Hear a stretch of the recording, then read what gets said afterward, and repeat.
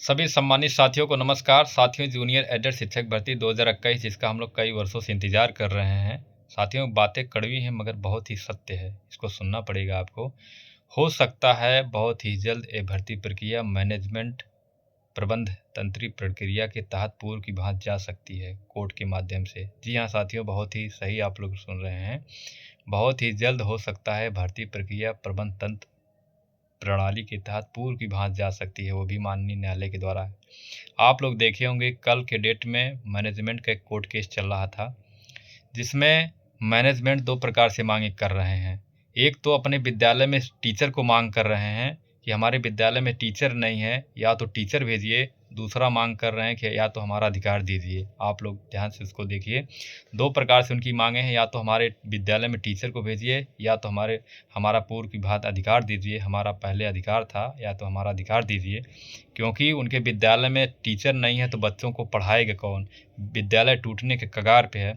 आप लोग देखे होंगे कि उसमें माननीय न्यायालय द्वारा बार बार आदेशित किया जाता है अधिकारियों को कि आप जो है जल्द से जल्द भर्ती प्रक्रिया को कंप्लीट कराइए, जल्द से जल्द कंप्लीट कराइए। आदेशित किया जाता है बार बार माननीय न्यायालय द्वारा। आप लोग देखे होंगे कल के आर्डर में स्पष्ट रूप से दिखाई दे रहा है। आप लोग पढ़ सकते हैं, पढ़े भी होंगे।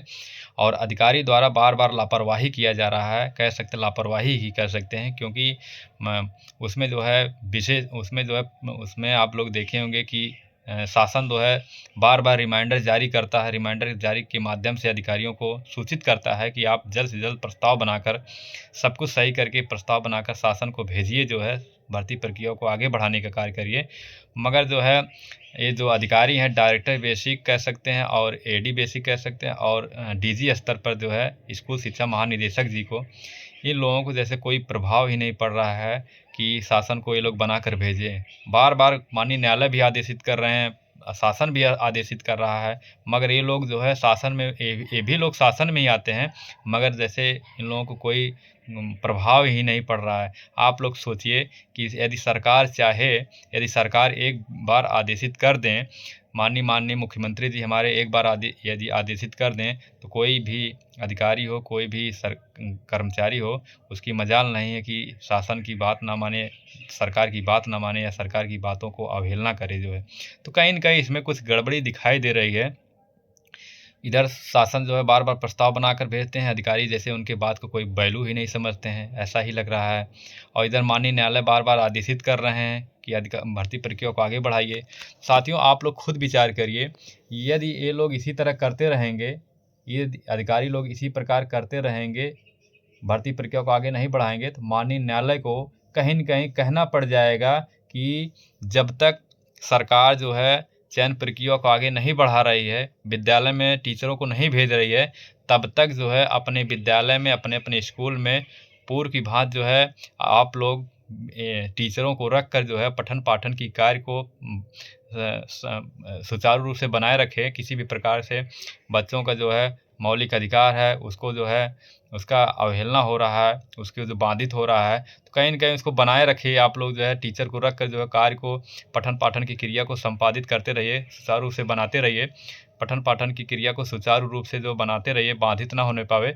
यदि एक बार माननीय न्यायालय मैनेजर को, प्रबंध तंत्र प्रणाली को एक बार आदेशित कर देंगे, तो जो 1897 पद है उसको आप लोग भूल जाइएगा।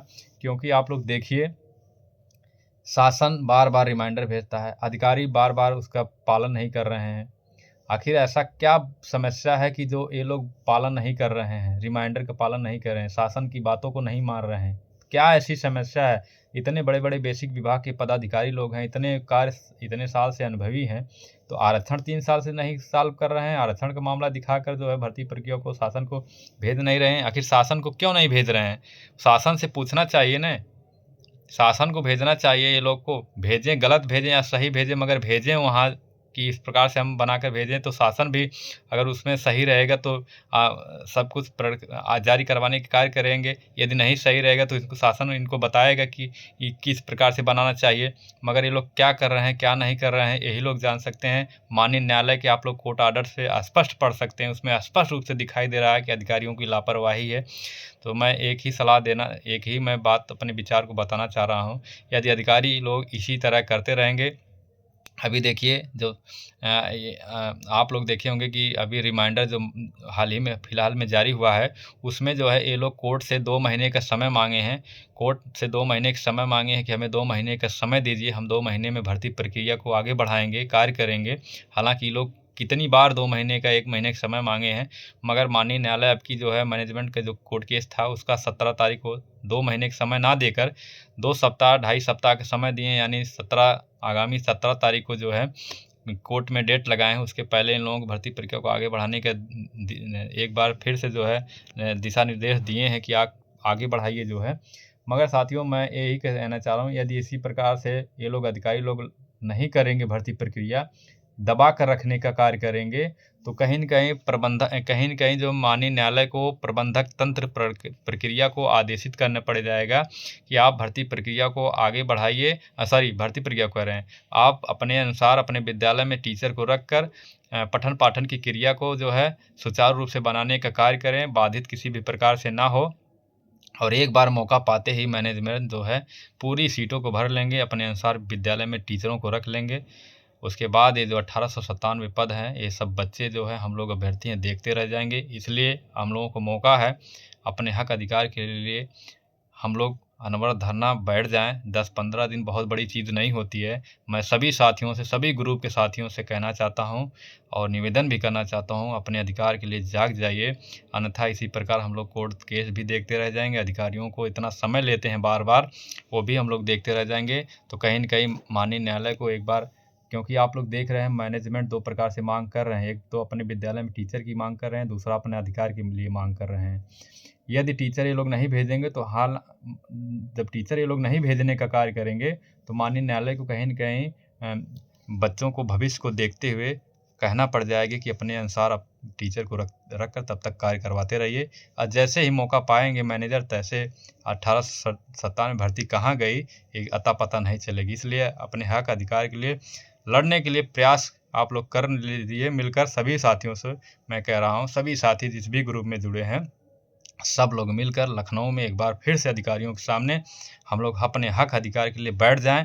बहुत करेंगे, भगाएंगे कहाँ करेंगे, क्योंकि हम लोग तड़प ही रहे हैं।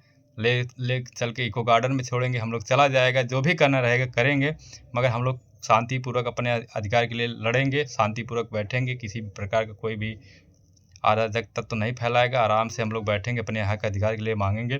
यदि आप लोग सभी साथी तैयार रहिए तो बताइए कमेंट बॉक्स में, अन्यथा कोई बात नहीं। इसी तरह आप लोग भी इंतजार करते रहिए, मैं भी इंतजार करता रहा हूँ। तो ठीक है साथियों, जैसा भी विचार रहेगा आप लोग देते रहिए अपने विचार को, और तैयार रहिएगा तो बताइएगा, कमेंट बॉक्स में खुला रहेगा। आप सभी का हार्दिक स्वागत है। सभी साथियों से मेरा यही विचार था, मैं अपने विचार को दे दिया। तो ठीक है साथियों, हंसते रहिए, मुस्कुराते रहिए, जहाँ भी रहिए अपने और अपने परिवार का ख्याल करते रहिएगा। तो ठीक है, नमस्कार, धन्यवाद।